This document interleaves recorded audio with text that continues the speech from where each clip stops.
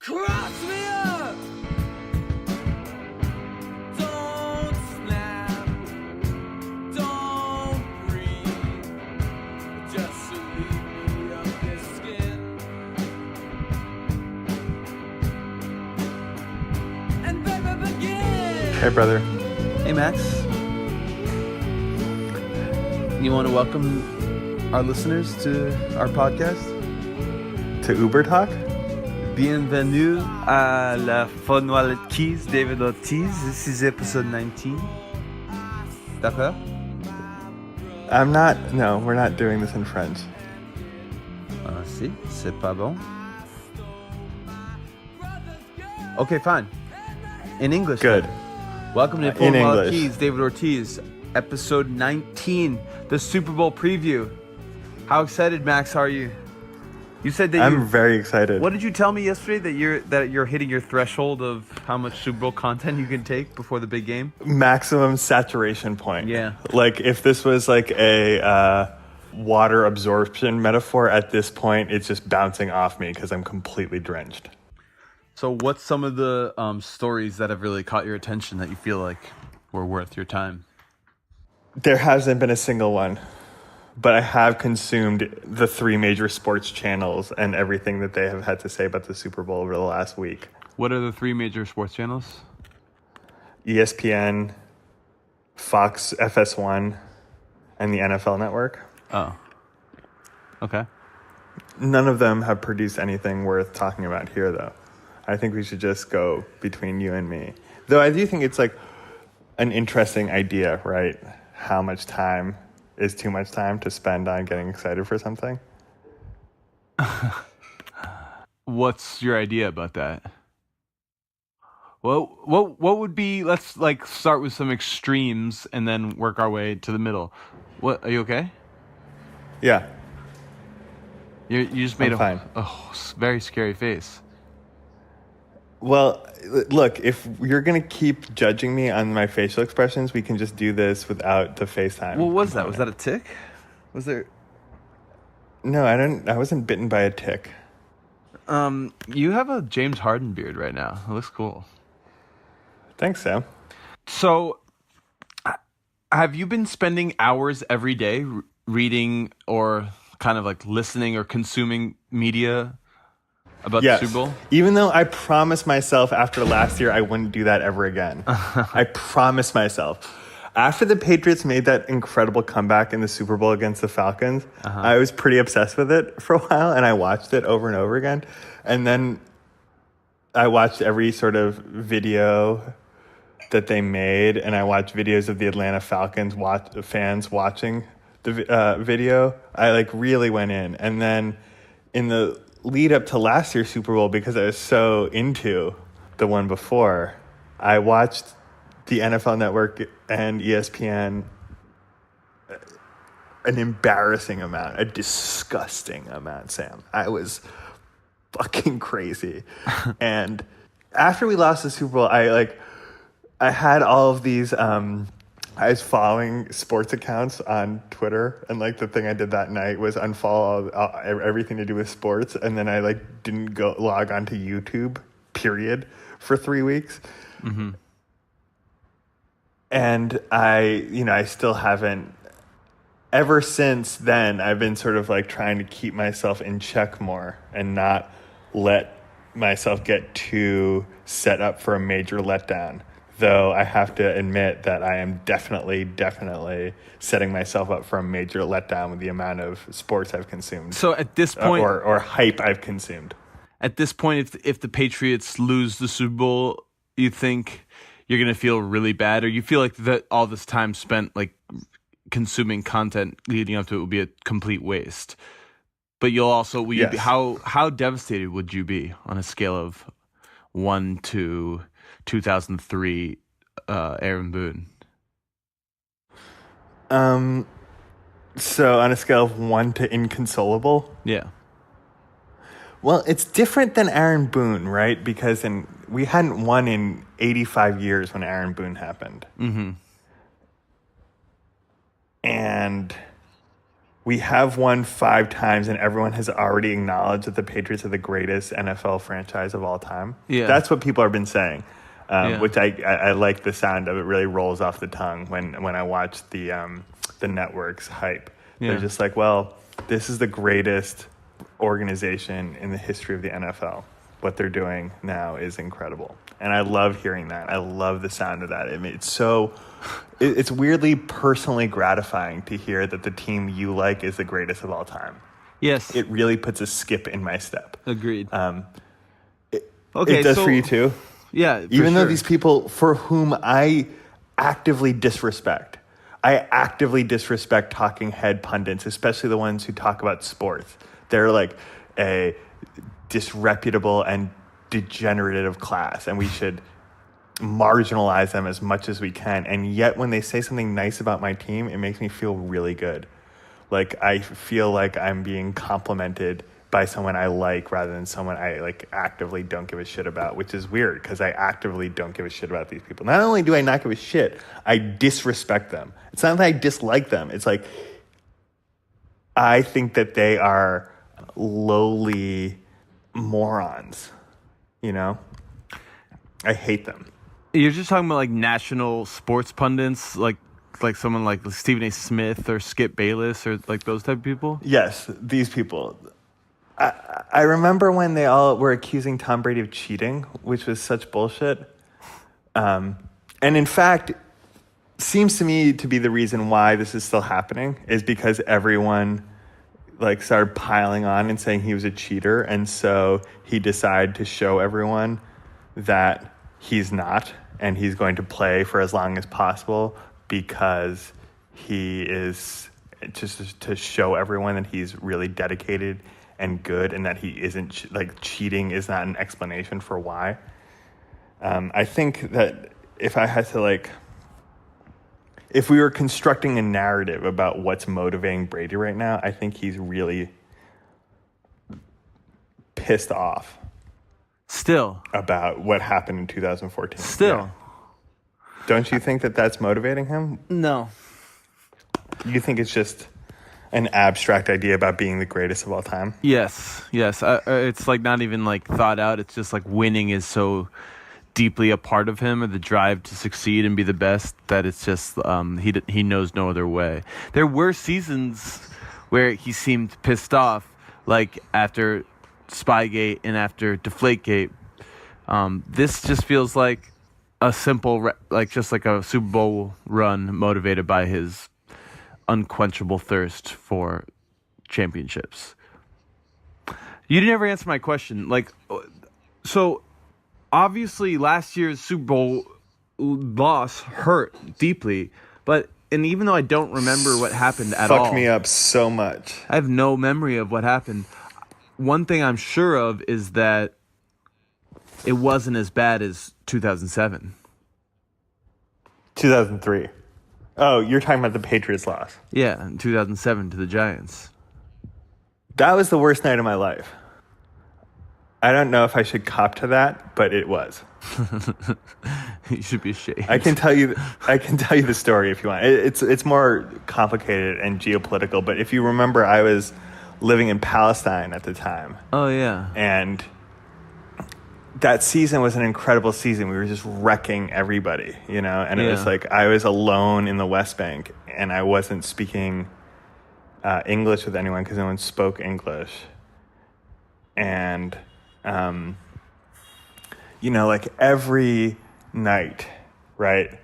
Like I would just like read stuff about the Patriots. It's like, it was before sort of YouTube videos, but like there's articles that would come up about the Patriots' greatness all the time, and I would like consume them, and I would just spend so much time thinking about football. I would like sneak out into the middle of in the night to like find a place where I could get enough Wi-Fi to listen to the games on the radio. And when the Super Bowl finally came, I decided to like break the boycott and go into Israel to watch it live. I took the bus to Jerusalem. And was it in the middle of the night? The game started at like 3 a.m. And you found like a sports bar in Jerusalem to watch. That was going to be open all night. just to show the Super Bowl, yeah. And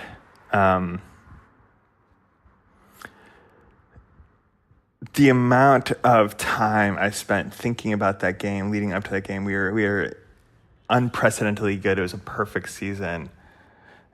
And then, the game, it was like for hours, the game wasn't going right. I remember thinking, like, this isn't right. This isn't right. And when we finally lost, I, like, walked out, and it was, like, dawn in Jerusalem, and there was all these fucking New York Zionist Jews just, like, in a fucking frenzy, they're all from New York, and they were screaming their heads off, and they were so happy. They were like on the phone with their friends in New York being like, this is the best thing that's ever happened to me. And it's just like, these people were like, these colonizers were so happy, and I just like being around them made me sick to my stomach. And like I had left a change of clothes and a toothbrush at the hotel room that I had booked, and I just didn't even go back and get them. I like went straight to the bus. And this is a true story. I went straight to the bus.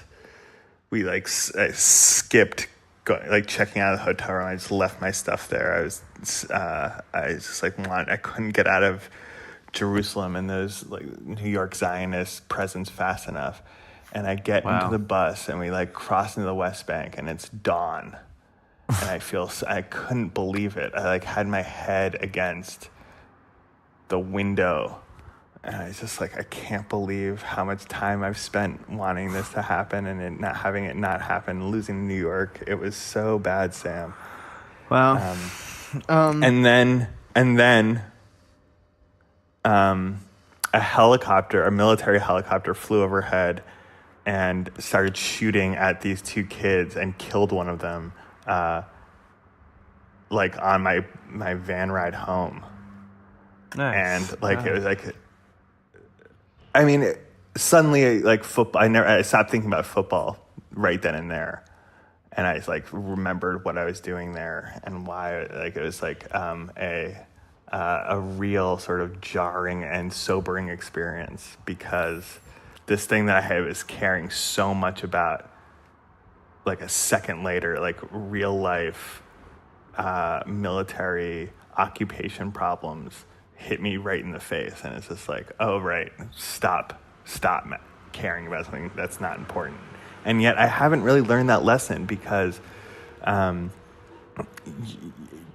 years later, here I am, again, Jesus, caring way too much about this fucking football game and not enough about people dying around the world. Yeah, I mean, how can we proceed with our podcast about sports now? Well, I'm just telling you the truth, Sam. We can edit this out. And... I'm sorry.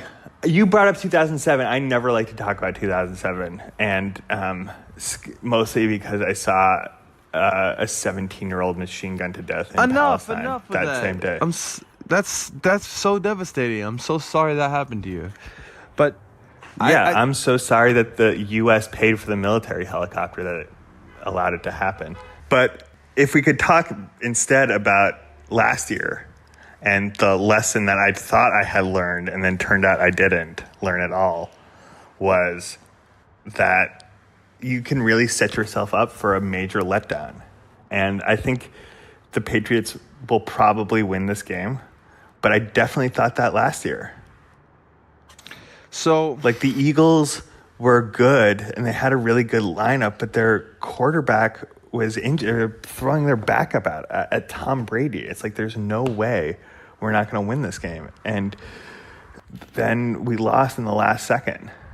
Tom Brady wasn't able to bring us back that time. I mean, he was on his way to leading a game-winning drive, and he got strip-sacked.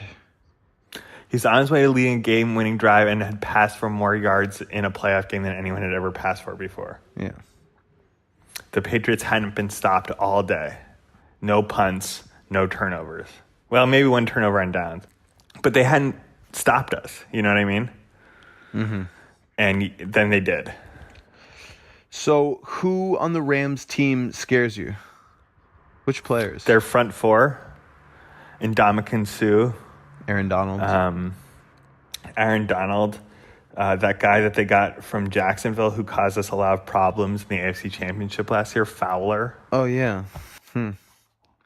right. Because the it's no secret the only way to beat the Patriots and Brady is to rush 3 or 4 and drop everyone else into coverage, but still get pressure on the quarterback. And like they also, like Tennessee beat us this year through a elegant game plan of generating interior up the middle pressure. And it seems like the Rams have the players to be able to do that very effectively. Yeah. It's possible. However, we're playing a different game now than we were last year in the Super Bowl, and than we were against the Titans earlier this season. We're basically like a grinded out and like run the ball team, and that's going to be a good way to take the game away from their strength of their interior line, because I don't anticipate seeing us running the ball up the middle too much. We're going to be running, I think, towards the edge. Ideally, I'd like to see the same opening drives that we had against the Chargers and the Chiefs, which is like these long. I want to see a first quarter where the Patriots, win the time of possession, tend to, hold the ball for 10 minutes and score 2 touchdowns driving the ball. Because again, so the Patriots have played this will be in 8 Super Bowls under Belichick and Brady, and they haven't scored in the first quarter once. Do you think that that's going to happen this time? I think so, yeah. I think we're going to receive the ball and run, like maybe like 7 runs and 5 pass plays, and like pass plays of each one like 6 or 8 yards, and we're going to score a touchdown on the first drive. That would be great. I think Cordell Patterson's going to have a really big game. I'm just like concerned about the Patriots' lack of weapons. I mean, I don't know why we managed to score 37 points against the Chiefs, but they have a terrible defense. Yeah, but look what we did against the Chargers. They tried to do this thing where they rushed 4 and they had incredible defensive linemen all season long, right? People thought they had the best defensive line in the playoffs going in to the beginning of the playoffs.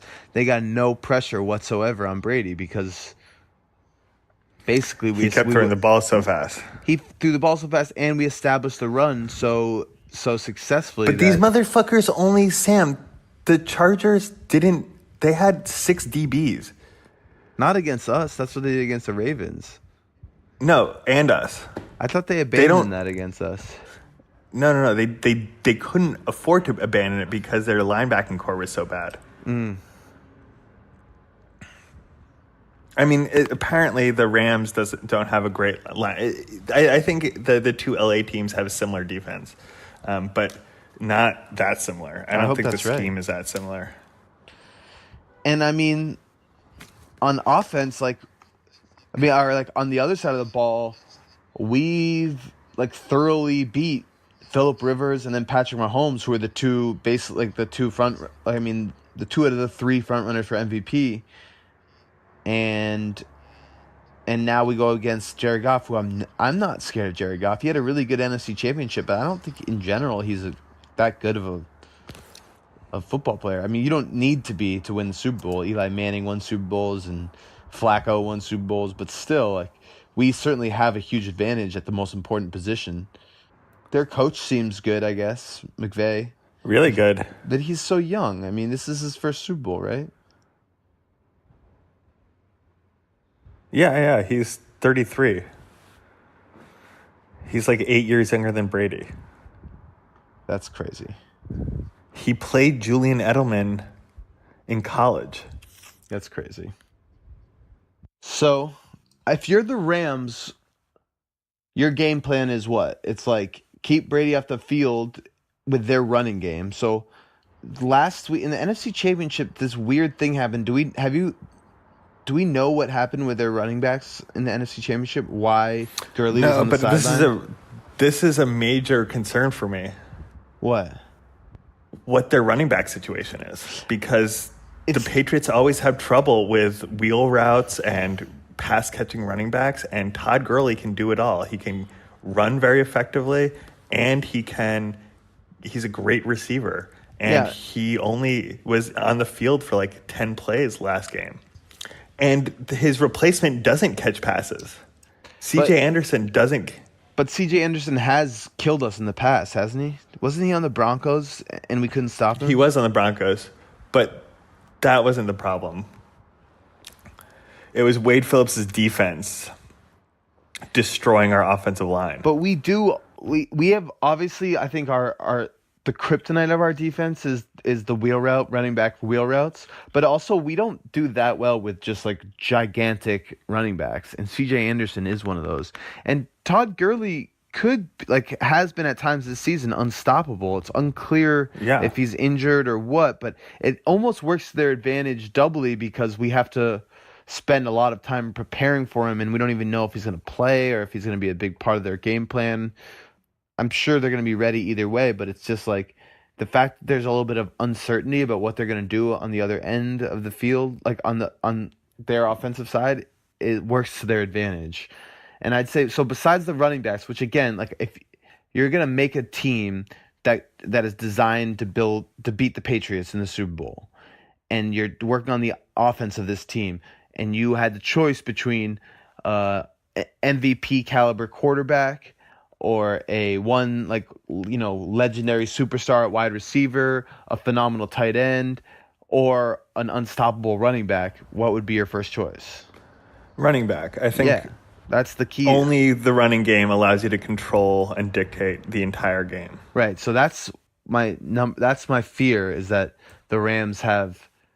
Well, but that's where also most of the uncertainty lies in this matchup is what is their running game going to be like? How are the Patriots defense going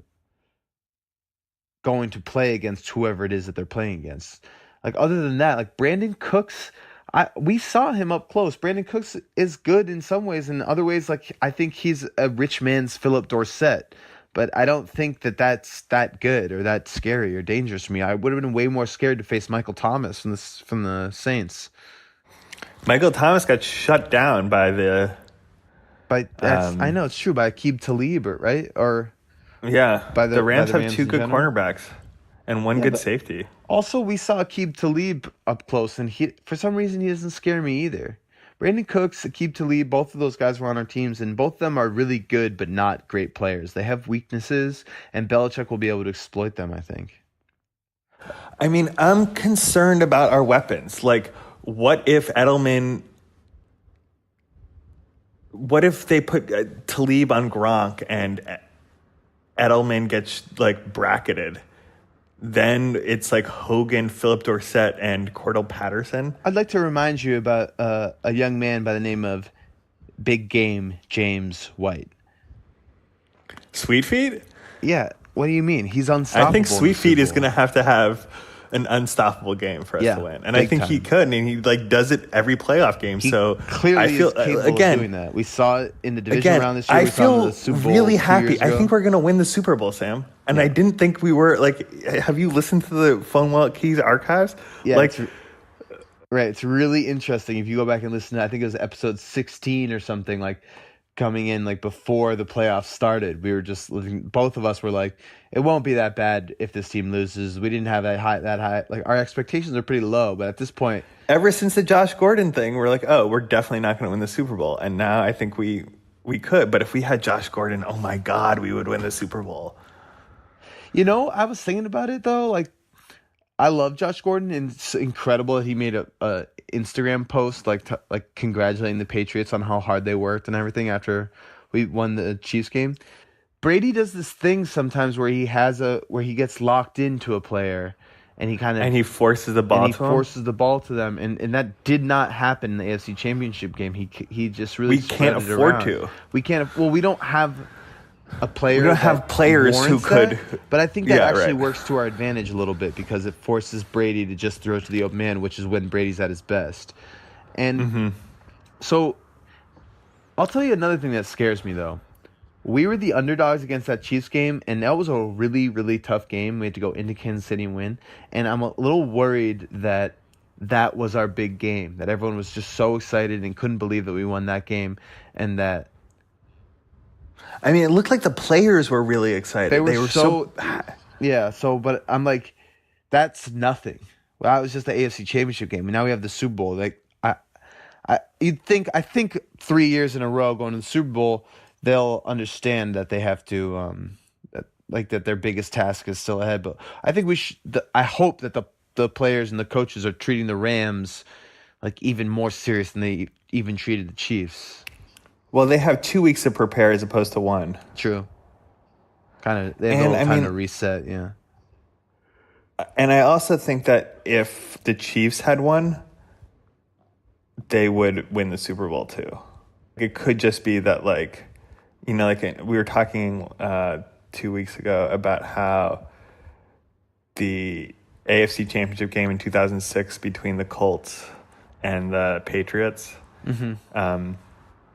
was actually the big one because the Super Bowl was against the Bears and a total letdown. So it could be that this will be that the AFC Championship game ends up being our toughest game. Yeah, it could be.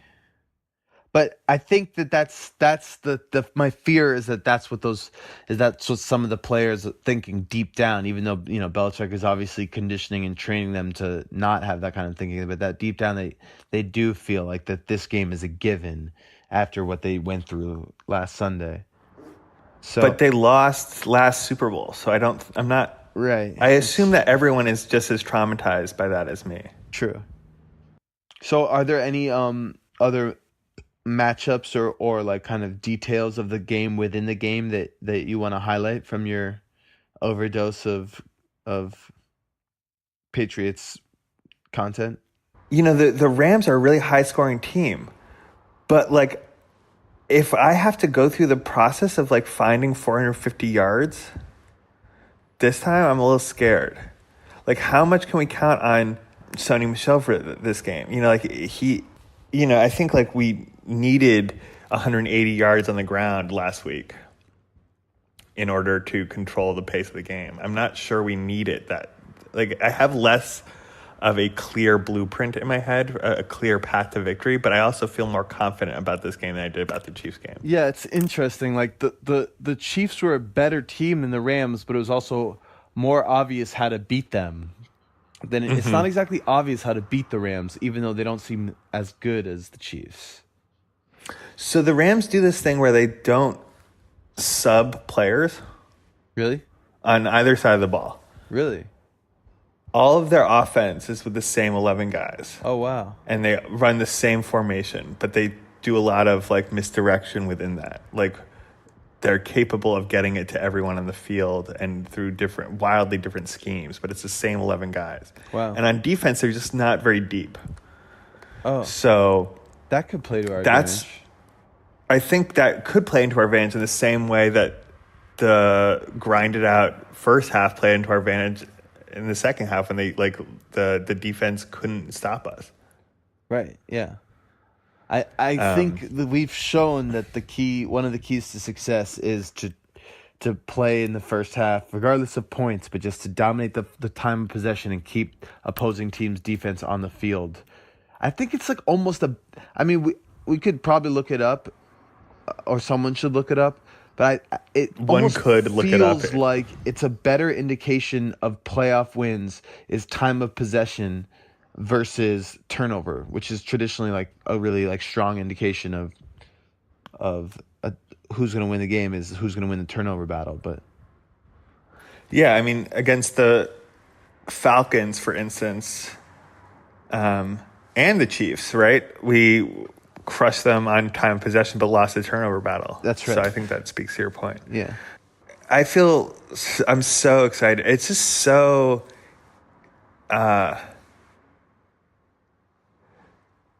it's so cool that they did it again. Right? It's cool that we're having this conversation. I didn't think we would be. I know. That's really cool. So, the Super Bowl's in Atlanta. Yeah. Are you, how can we get you into that game? Any ideas? Well, I was thinking that my friend Drew managed to get into the World Series in 2004 by bribing, like giving $300 to an EMT who put him in the ambulance and then drove it into Fenway. Because like there's always an ambulance. Swear to God, there's always an ambulance, you know, like in between first base and home plate. Huh? Like in the If bowels you're of the walking, stadium? yeah, if you're walking the bowels of the stadium, there's like that trap. There's that garage door with an ambulance inside that will take a fan who gets hit in the face to the hospital. And so Drew got there early. It was like had $500 in his pocket, ready to buy a scalp ticket, and all the tickets were way, way more expensive than $500. And so he saw these other people like talking to an EMT and giving them money. And Drew is like, I would like to get in on this. And they're like, well, for $300, we'll drive you in. And they drove him in. And then once you're in, you just sort of like... Once you're in, you're in. Once you're in, you're in. And so I think I'm going to go down to the game, Sam, early with a lot of cash, but not enough cash to buy a ticket. Like the ticket prices are crimes against humanity. Anyone who's spending $3,000 to $5,000 on a single night's activity when they would have more fun watching on TV is basically a war criminal in this war against poor people that the U.S. is constantly fighting. But that said, if I can bribe my way into the Super Bowl, I'm certainly going to try. Yeah, and I've had some success bribing my way into like water parks and movies. And like once you're in a concert or a sporting event, if you just like give the usher $10, they'll let you sit in an empty seat closer than the one you paid for. Yeah, it's been my experience because they're only making $8 an hour. So if you give them $10 for 1 minute of work, it's in their interest to work for you for that 2 minutes rather than the stadium. Well, that'll be something. Although, of course, if you're there in person, then you'll miss out on capitalism's like pinnacle of moment in American society and culture: Super Bowl commercials. Do you think you'll go to a Super Bowl party with like a bunch of friends? This would be a good time for me to admit something. I am going to be in Wrocław, Poland. Jesus Christ, Sam. I don't even know if that's how you say it. The Super Bowl is happening. It's obviously not how you say it. Wrocław? Wrocław? I don't know. And so I'll be watching the Super Bowl from 2:30 in the morning until whatever, 6:30. Well, as an artist, whether it's musical or martial, I am proud of you that you're pursuing your art forms to such a dizzying degree, though it does. I'm sorry, you're not going to watch the Super Bowl? No, I'm going to watch it. What are you talking about? Just like 2 years ago when we came back against the Falcons and won the Super Bowl, and I watched that. I was in Athens then, and I watched the Super Bowl all night long on my computer in an Airbnb in the kitchen. It's going to be the same thing. Yeah, I don't like Super Bowl parties. I don't like being with people who aren't that. Like, I remember when we watched, I don't really remember any of their faces, but in 2014 in the Seahawks Super Bowl, we were like surrounded by people we didn't actually know and who didn't care and who thought we were dumb, and like made me like a little self-conscious once or twice about freaking out so much. A couple episodes ago. I mean, the worst for me, you were talking about that was also the worst night of your life. It wasn't the worst night of my life, but it was probably it was the worst Super Bowl party. It was like the biggest evidence never to have go to a Super Bowl party, because I was a freshman in college at my liberal arts school, where surrounded by people who didn't give a fuck about sports, and I did, and I never like flaunted it or made a big deal about it, but I was just like, this is something I care about. And obviously, like, you know, in the land of nerds, like someone who actually likes sports, like people thought I was like, at first thought that I was ironically into sports, but I was just like once they realized I was genuinely into them, whatever. Like, so I went to a Super Bowl party at college when I was a freshman, and people, it seemed they didn't care about the football game at all, and they were so bored by the football game that it seemed like the greatest interest to them was me, like the one sports fan in there, and how I was reacting. And so it was just like all eyes on me. And I was also like, there's a bunch of New Yorkers around. It was a fucking nightmare. Sounds Don't like go to hell. Super Bowl parties. Yeah, no. Last year I watched it by myself, and the year before that I watched it by myself, just so I could freak out by myself, unencumbered, by the gaze of strangers. I just would rather. If you're watching with 5 of your really close Boston sports fans, I think that's great. I think you're all in it together and you form a really close bond. I still remember the dudes I watched the 2004 playoff run with. Yeah. And they're some of my best friends still, and there's people I talk to about sports all the time. But the idea of just being with people civilians and people who don't give a shit is very unappealing to me. Yeah, agreed. I guess before we go, I want to just talk about the Super Bowl as an institution in America, in our society, for a little bit. Are you okay with that? Yeah, I also just want people who are listening to this episode to get themselves hyped and to kill time before the game starts. I want to give them some joy and some things to think about.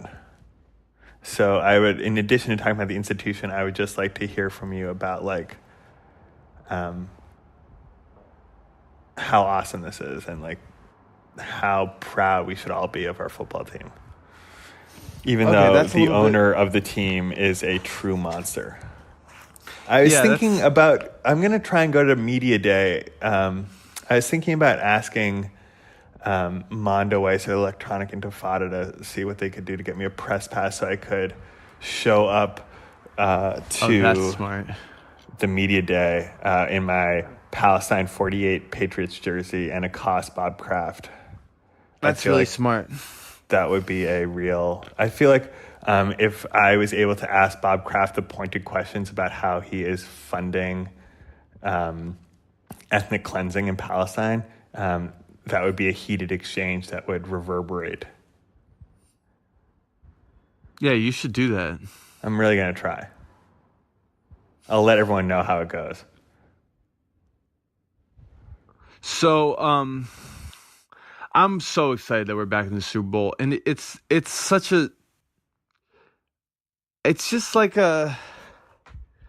it's a testament to...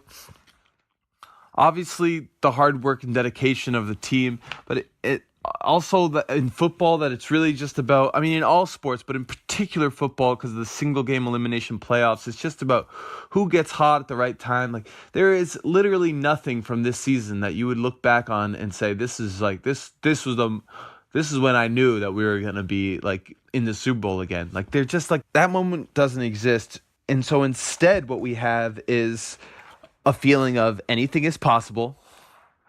Don't give up. Anything is possible. Even if, we'll have this to point back on in the future if we don't have a lot of, if when the Celtics make it to the playoffs this year, assuming we don't go on some big run, if we basically the season continues as it's been going and we go to the 4th seed, we'll be able to say, well, now it's the playoffs, and look what happened with the Patriots this year. There was nothing in the regular season that suggested we were going to be world championships, and then look at what happened. We made it to the Super Bowl, and, I mean, who knows what will happen. I'm knocking on wood here, but this will forever be We're an example going to win the of how Super you Bowl, just... as I knock on wood. We Sam. are. Let's just set the fucking edge. Too. Hey, everybody. Good news. The Patriots are going to fucking win the Super Bowl on Sunday. Jesus Christ. You better fucking chill out with that. That's a little bit too... I'm uncomfortable with what you just did. Well, I think you're right. I feel confident and happy. To be clear, I think we're going to win the Super Bowl too. I mean, I'm making a prediction right now. The Patriots are going to win the Super Bowl. I'm going to make the same prediction. Okay. And then regardless, we'll always have the season to point back towards and say, you can't count your team out because they had a mediocre regular season. Like if you make it to the playoffs and you get hot, anything can happen. And one of the you years have the fucking Giants beat us, they were 9-7. Right. Yeah, I mean that already happened, but right, there's already evidence of it. But this will be a good one for us. That a great one all for goes us. well. I'll never forget this season. Not because it was like the most incredible season. It wasn't like, this Red Sox World Series is different. Like that's just like it's so incredible to watch sustained greatness from the beginning of a season to the very end. This is a different thing altogether. But it is still greatness. And I mean this will be Brady's 6th championship if he wins. That's, the significance of tying Jordan is going to be big, I think. Yeah, and Tom Brady and Bill Belichick have been to more Super Bowls than any other themselves have been to more Super Bowls than any other franchise in league history. Yeah, the thing is that's interesting about the Patriots at this point is we already, like when we beat the Falcons, we were already the undisputed greatest team of all time with the undisputed greatest coach of all time and the undisputed greatest quarterback of all time. And so since then, we're just playing either future NFL dynasties, but everyone kind of agrees that in free agency and stuff like that, unless there are radical this will changes never in the game, happen again. This will never happen again. So instead, what we're doing is we're like basically we're in competition with legendary sports teams of any type from any time. Like at this point, we're like we want to be better than Jordan's Bulls. We want to be better than be Alexander the Great and Napoleon. That's like it's like okay. As far as like historical figures go, Belichick can't be compared to any other NFL coach, so we have to go right up the ladder to Alexander the Great and Napoleon. I love that. That's great. Which is fun. It's a fun thing to be in competition with, history. Very true. People hate the Patriots so much right now. It's amazing. It's so fun. Yeah, so the stakes are pretty high though for the chance of revolution. We need this win badly in order to badly, because the Patriots are the most hated we also kind of need the Warriors to not make the finals, because if the Warriors make the final, like America's sort of tiredness and exhaustion with the Warriors will make them root for the Celtics. No. You don't think so? Because the thing is, if the Patriots win the Super Bowl, and so Boston is 2 for 2 in 2000, in this season, no, people are going to be so upset about the Celtics making the championship. There's just like people would rather see the Warriors win again than see Boston win their 3rd championship of the year. There's no way people will be into that. I think that's an interesting question, and I look forward to seeing how that plays out. There's also no way the Warriors are losing. We played them really well, brother. We had them. It seems like that's so you think after watching that Celtics Warriors game that you feel confident it's possible to beat them in a 7-game series? Yes. If Gordon Hayward somehow, let's say like after the All-Star break, Gordon Hayward like comes back and is like really like that rest and has like allows him to really up his game, then you think it's possible to beat them in a possible. Yeah, I mean that's the best we're gonna get with the Warriors. They're the best team of all time. It's possible. But anyway, let's stop counting our eggs and start counting our hatchlings. I'm excited to see Josh McDaniels' game plan, Sam. I'm really excited to see how they use Cordell Patterson. You keep saying his name. I really hope that he does have a big game now, because you'll look really smart. For one, I don't see it. I don't see Cordell Patterson all of a sudden having a huge game. I think it's gonna be more usual suspects, more Julian Edelman, James White, and then Rob Gronkowski with a few like really big, like. I see Gronk having like 4 catches for 65 yards, but they're just being like the 4 most important catches in the game, or 4 of the 6 most important catches or something. Did you ever read that dominating comic the book, game. Sam? That comic book, The Dark Knight Returns? Of course. Oh yeah, you think that's like a good analogy for Gronk right now? I do. I think that's a good analogy for Gronk. I think Gronk as It's a great comic book. So this is a late Brady too, I guess. Yeah. So this is like a late Batman and his friends are no longer young. They're old people. And society has really gone to shit. And Superman is a bad guy. And they're like, America has turned fascist. And Superman is the enforcer of said fascism. And Batman sort of goes on a revolution. And there's this... But he's like there's really this- old the whole time. And he's like sore and Yeah. he's like has to try and figure out how to be Batman again. But his knees, like his joints, are always aching and stuff. But he's That's able Brady. to dial That's it back for one last Brady is Batman vintage in this performance. in this analogy. But Gronk is Shazam, is Captain Marvel. He in that comic book, like Shazam only shows up for a second, and he's like has only one sort of burst left in him before his body's going to give out and he's going to die. And he waits the very last second when it would be most effective, and he really like reaches deep within himself, and I love it, brother. and then he dies.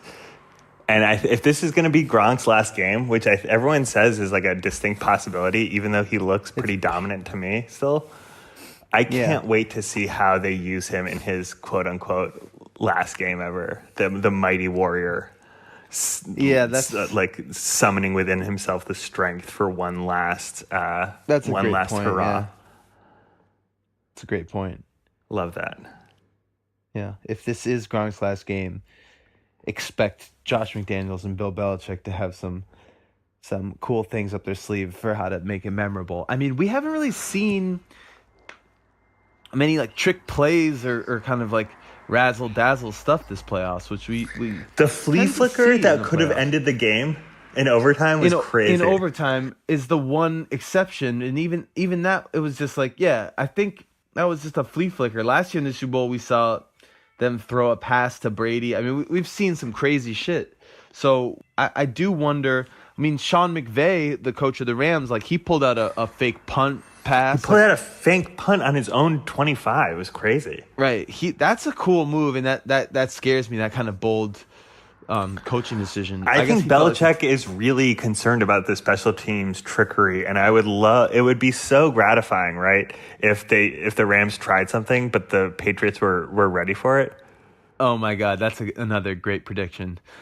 You didn't come outright and say it, but I'm gonna go now. Jump ahead of you and say my prediction for the game is that the Rams go for a trick play at some pivotal moment in the game, but that Belichick and Ernie Adams had like done some like really deep research of some like other like they just like have already studied everything that they know Sean McVay will be studying and have already come up with the perfect counters for it, and so when it like matters most, the Rams are gonna like embarrass themselves by trying to pull some crazy shit, and the Patriots are gonna be ready for it.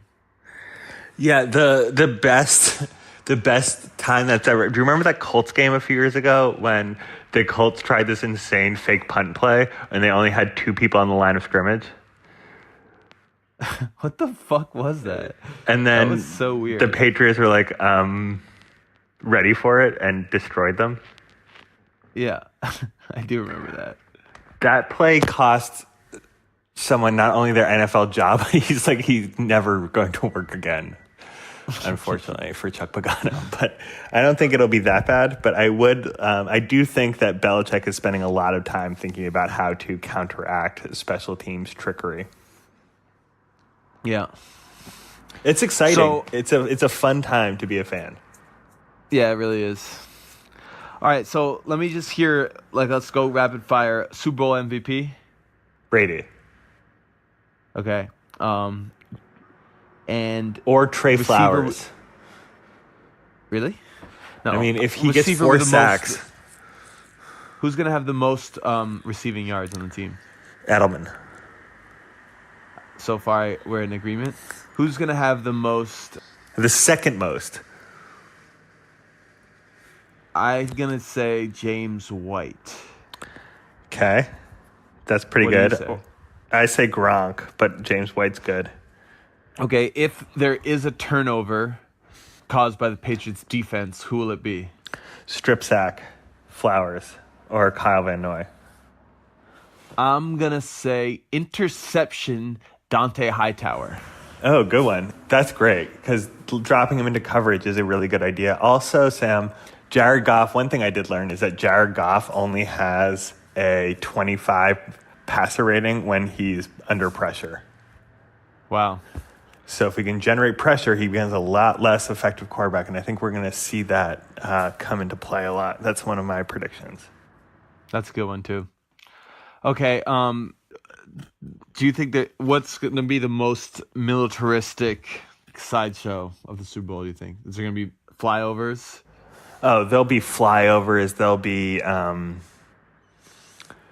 it'll be an orgiastic, long-form commercial for U.S.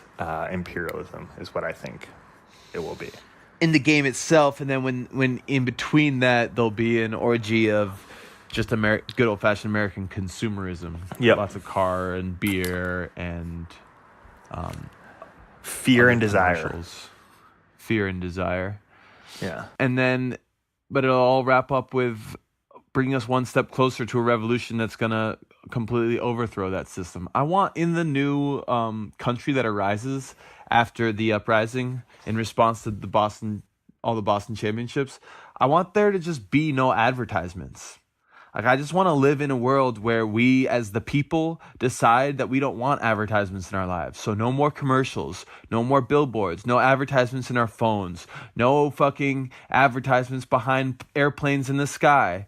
Like, we can actually do this. I mean, I think it's too late for America, but whatever happens after the revolution, because of this Patriot Super Bowl is going to, help catalyze. I think that's one of my personal goals. One of the things I'm strongly advocating for is just us deciding as a culture that we don't want any advertising and advertisements. Yeah. I mean, I just want Tom Brady to play football. I don't want him to sell me on his goop-like lifestyle about how to live long and stay beautiful. I don't want that. I want it's like Uggs and Rolex, Under Armour, yeah, and Aston Martin. I think Rolex too. No. Yeah. What I'm saying is, like, I hear you. Like, I am happy that Tom Brady gets to do whatever he wants because he's earned it. But once the revolution comes, I look forward to only having interact with Tom Brady when I consume football. Yeah, agreed. Okay, well, Max, it's going to be a really fun game. I can't wait to check in with you leading up to it. And yeah, all I would say is to our listeners, call all your friends who are also Patriots fans. And it's really fun to call your friends up and talk about the game before it happens. I've been doing that a lot, and it's been really fun.